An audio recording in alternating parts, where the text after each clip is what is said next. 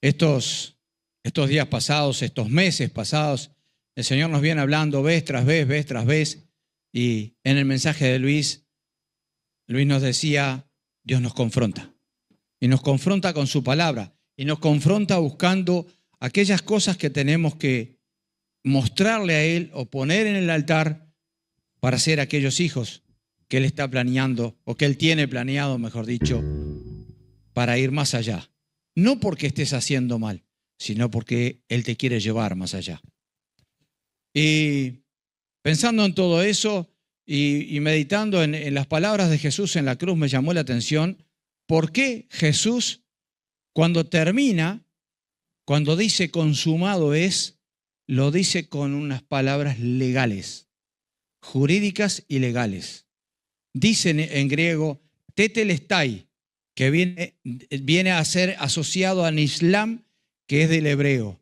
Y esto es, consumado es, terminó, está todo pago. No hay nada más para pagar. Pero ¿por qué Jesús usó esas palabras? Y busqué entonces, ¿qué era la palabra?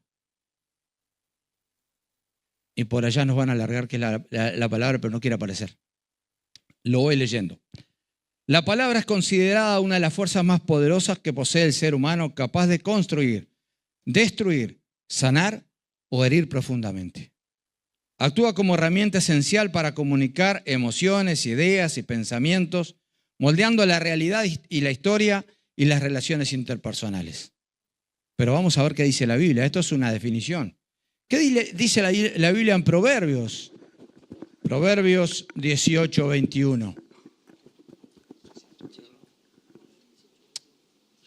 Dice que la muerte y la vida están en el poder de la palabra. La muerte y la vida están en poder de la lengua, y el que la ama comerá de sus frutos. Pero más, Hebreos 4:12 nos dice que la palabra de Dios, es viva y eficaz, porque la palabra de Dios es viva y eficaz, y más cortante que espada de dos filos. Pero más aún, nos dice que es luz para nuestro caminar. Salmo 119, 105. Y también nos dice en Santiago, y nos llama la atención, nos dice no ser no solamente oidores, sino hacedores de la palabra. O sea, actuar en base a aquello que dice. Y en Mateo también nos habla de que no abra en nuestra boca palabra ociosa. O sea que meditemos, pensemos en todo aquello que hablamos. Y en eso caemos todos por igual, de los nada a los 90, 100 años. Siempre alguna palabra ociosa ahí en nuestra boca.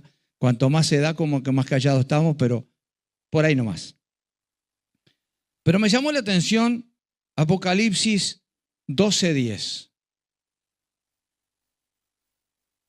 Y nos dice, entonces oí una gran voz en el cielo que decía, ahora ha venido la salvación, el poder y el reino de nuestro Dios y la autoridad de su Cristo. Porque ha sido lanzado fuera el acusador de nuestros hermanos, el que los acusaba delante de nuestro Dios día y noche. Vengo hablando del poder de la palabra, ¿no? Y en Job capítulo 1 y capítulo 2 nos dice que Satanás se presenta para acusar a Job injustamente, pero tergiversa la palabra.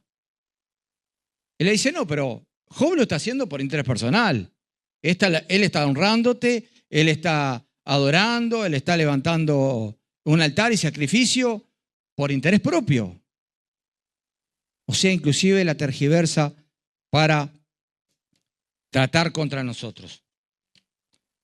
El diablo se describe como alguien que acusa continuamente a los hermanos. Imagínate al diablo en un momento determinado y dice, pero mirá Rubén lo que está haciendo. Habla de esto, tu palabra dice esto, y él está haciendo esto otro. Y allí está el abogado, ¿no? A Jesús, que nos está defendiendo. Pero él está acusando constantemente y con poder porque son palabras, porque es legal. Las tinieblas contra nosotros, como hijos de Dios, actúa en forma legal. Todo lo que sale de tu boca es juzgado. Todo lo que sale de mi boca es juzgado. Nuestras creencias se muestran o son vistas por nuestros hechos. Y cada una de ellas va mostrando o va hablando de qué es lo que creemos. Y les voy a hablar de los altares. ¿Y qué tendrá que ver los altares o el altar con la palabra o con el poder de la palabra? Por tiempos, Dios ha ido transformando nuestra vida, vez tras vez. Pero llegamos a un momento y muchas veces el pastor José nos decía, ¿por qué hacemos lo que hacemos? ¿Por qué reaccionamos como reaccionamos? ¿Por qué accionamos como accionamos? ¿Por qué reaccionamos? Hay un trasfondo.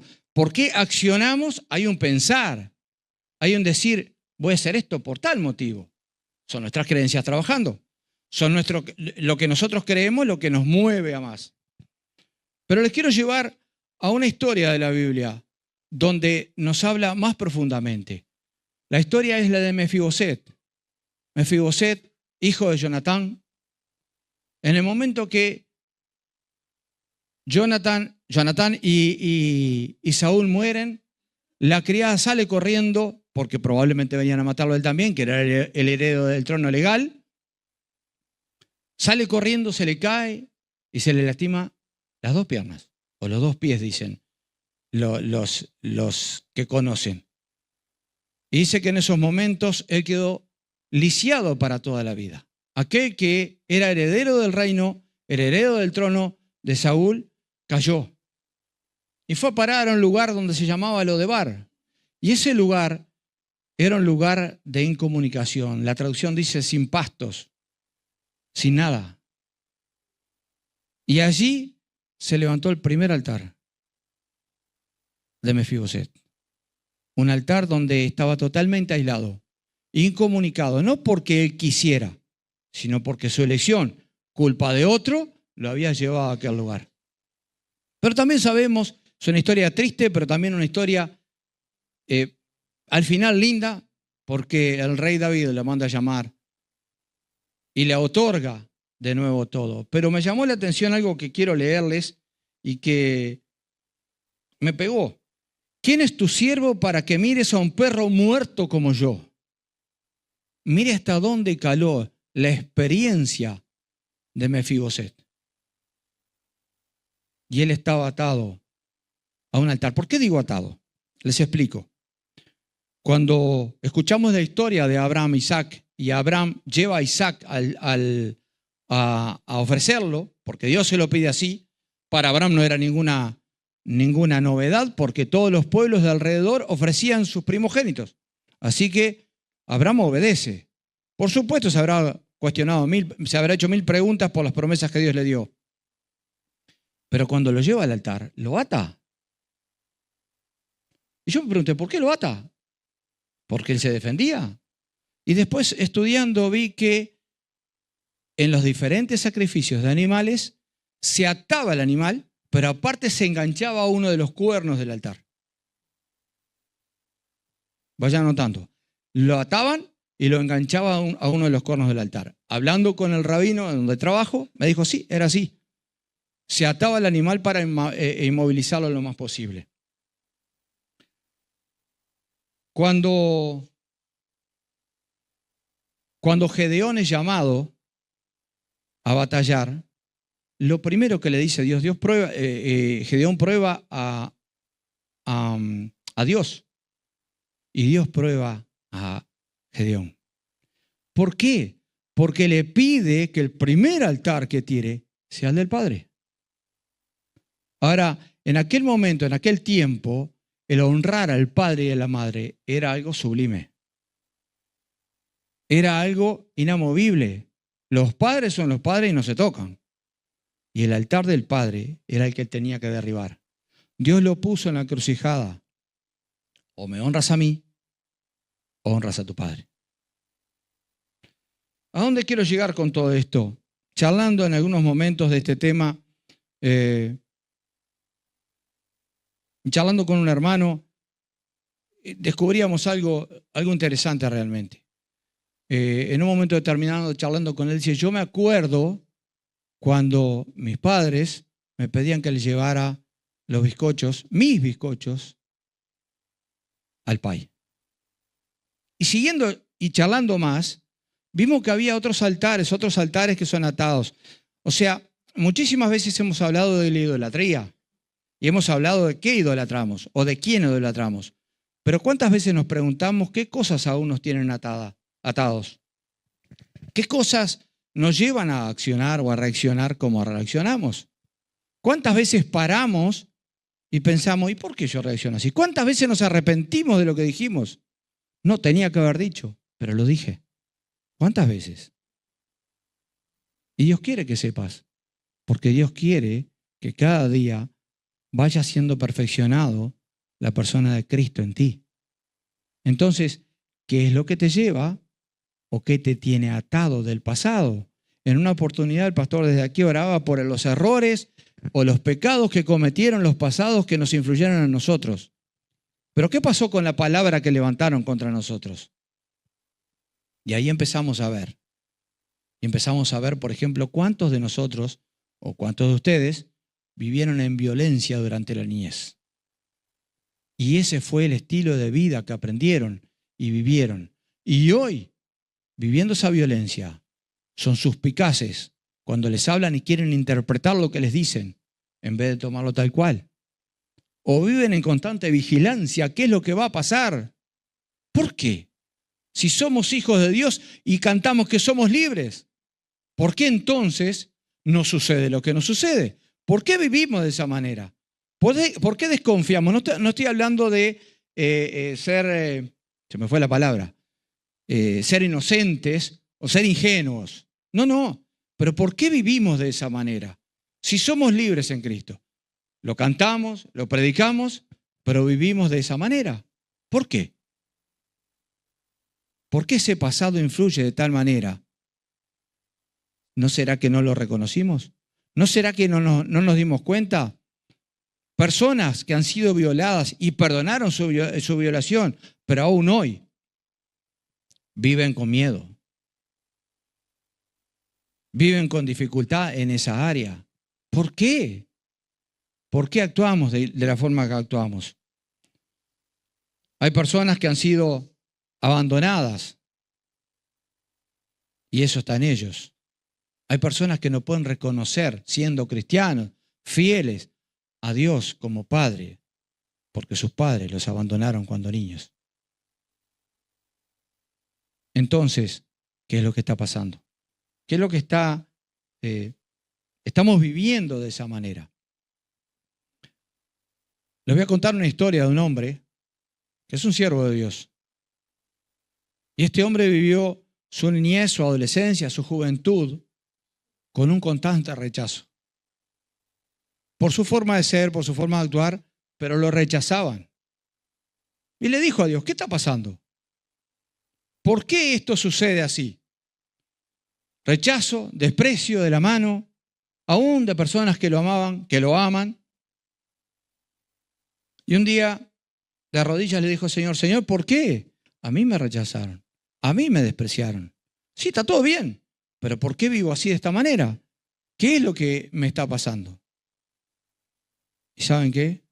Dios le dijo a este hombre, desatate de ese altar, porque yo soy el que te doy el valor.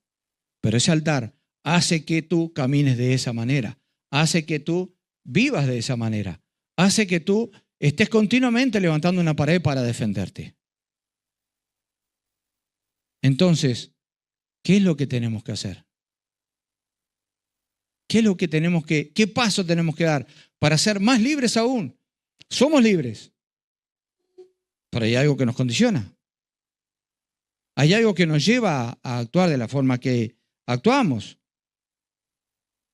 ¿A qué altar estás atado tú? Y no hablo de la idolatría de la cual hemos hablado muchísimas veces, nuestros hijos, la esposa, el esposo, la familia, las cosas. No hablo de eso. Hablo de aquello que no te deja avanzar. Que caminas y te encontrás con un freno. ¿Y por qué no avanzo? Si hago todo bien, leo su palabra, la creo, actúo en fe, pero hay algo que no me deja continuar.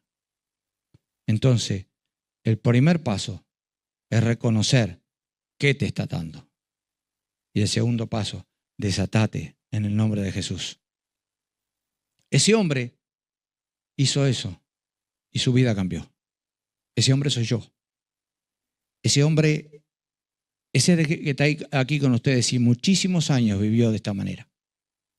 Vivió experiencias muy fuertes de ese rechazo hasta que en su presencia entendió que tenía que desatarse.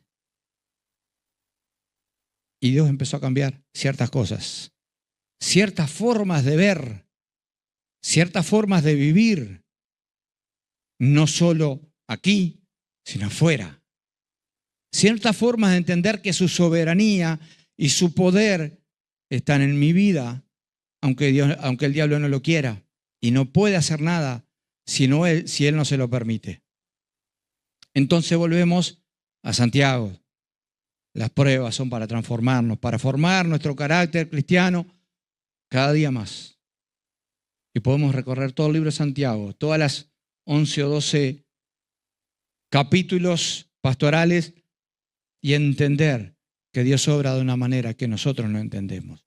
Sí es más alto sus pensamientos que los nuestros. Sí sus planes son perfectos. Pero ¿cuántas veces te dijiste, Señor, tus planes son perfectos, pero mirá lo que me está pasando? Yo te pido por un momento que inclines tu rostro, que cierres tus ojos y pienses qué cosas hay en mi vida que no me dejan caminar como tú quieres. Aún las comodidades se convierten en un Dios. Aún el frío. Aún los parientes. Aún las visitas que llegan a casa. Pero todo eso es pasajero, es temporal y está hoy. Pero ¿qué del pasado está influenciando mi caminar con Dios, mi intimidad con Él, mi buscarle, mi creerle? ¿Cómo puedo creer a un padre si mi padre me abandonó? ¿Cómo puedo creer a un padre si mi padre me despreció, me rechazó? Yo lo perdoné, sí lo perdoné, pero aún estoy con aquello en mi corazón. Aún estoy con aquello en mi mente, pensándolo, viviéndolo como si fuera hoy. ¿Qué realmente te está atando? ¿En qué altar estás siendo aún ofrecido?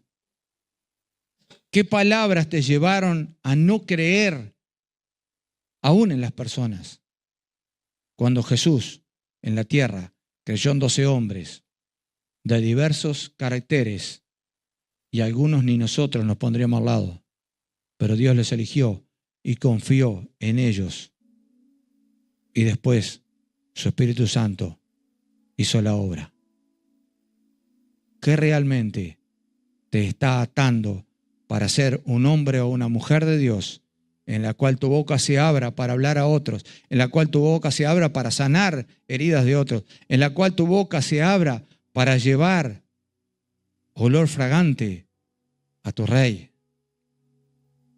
¿Qué es lo que te está atando? Pensalo, reconocelo y en el nombre del Señor Jesús, desatate de ese altar.